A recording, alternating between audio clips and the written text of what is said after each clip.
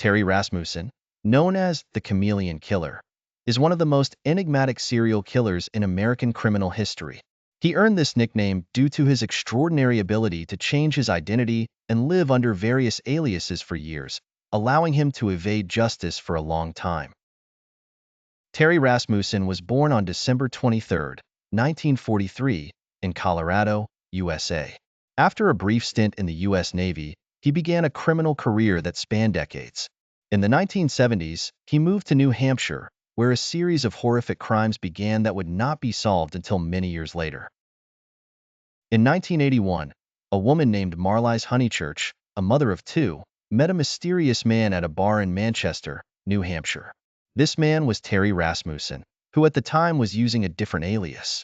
Marlyse had no idea she was dealing with a serial killer. Shortly after they met, Marlyse and her two young daughters, Sarah and Marie, disappeared without a trace. In 1985, authorities discovered the bodies of a woman and a child in a barrel in New Hampshire. It was later determined that the remains belonged to Marlyse Honeychurch and one of her daughters. However, due to a lack of evidence and the killer's unknown identity, the case remained unsolved for years. In 2000, another barrel was found containing the remains of two more young girls.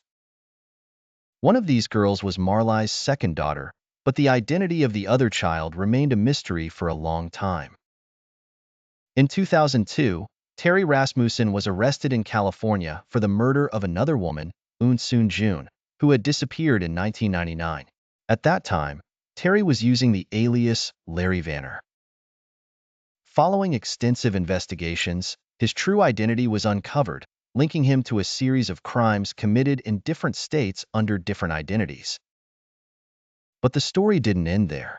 During the investigations, it was discovered that Terry Rasmussen had changed his identity multiple times, married, and lived with other women, taking their daughters and likely killing them in the end.